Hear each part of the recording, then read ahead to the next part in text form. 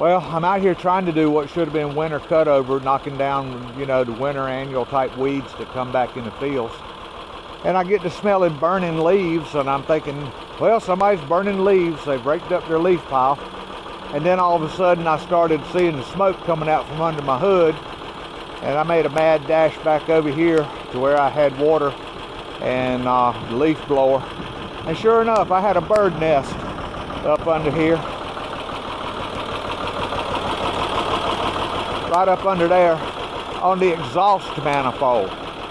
But I've got it all blown out now. Saved my tractor. If that thing had caught on fire, just a little bit of oil and grease on that motor could have set that on fire. That could have been a mess.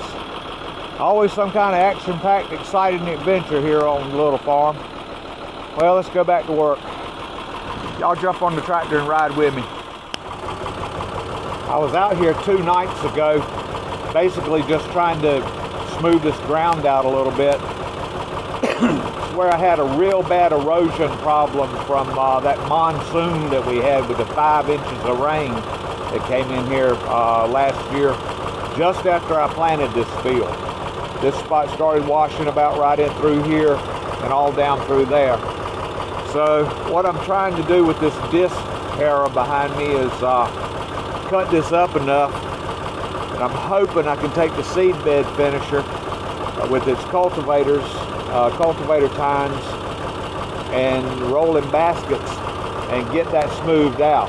The way that land is right there, I would not even want to think about trying to plant on that. You'd have a fit with the combine in it later when you came back to harvest. So rolling along here, let's see what happens. We'll get started.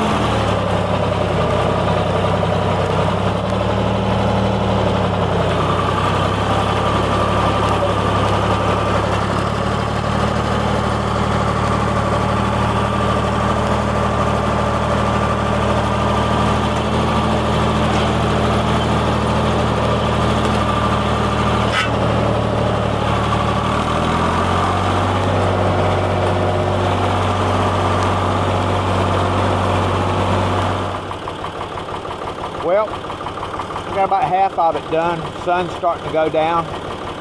Stop down here for a minute to get a sip of this coffee.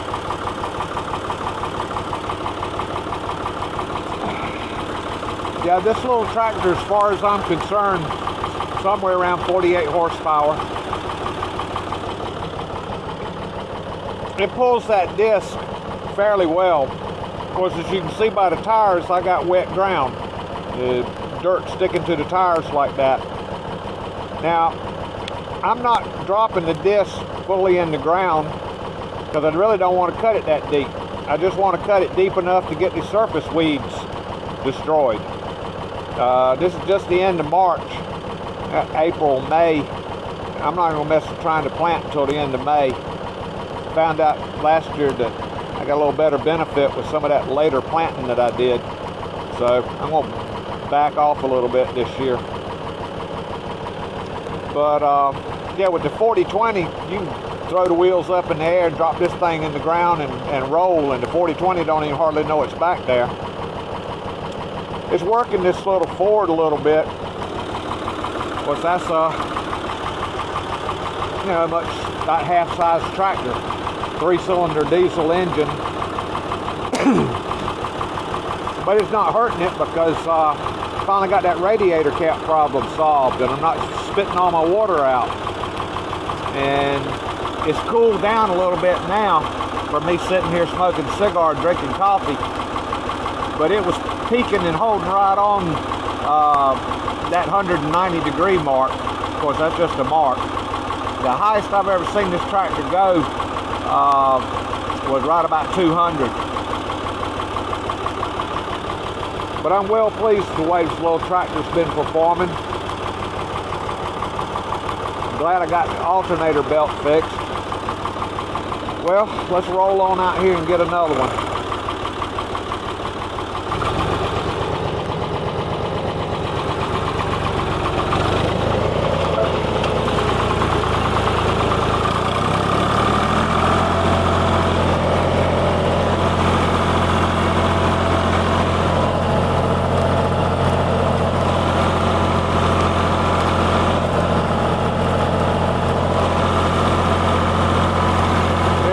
Over that much land over there just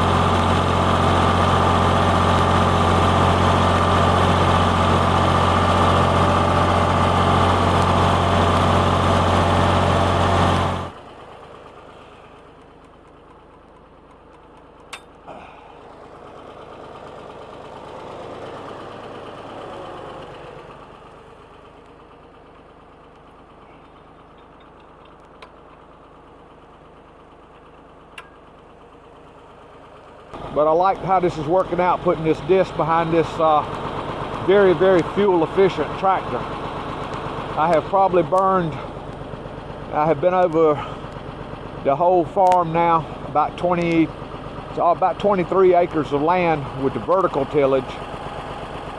And I've got back to this field with the disc set aggressive to really start turning the grass and weeds mess under. And I have burned right at 12 gallons of fuel through this tractor. The 4020, that'd have been something more like 30 gallons. Well, let's go to the house, y'all. Thanks for riding with me. Thanks for subscribing to Soybean Farmer. Good night.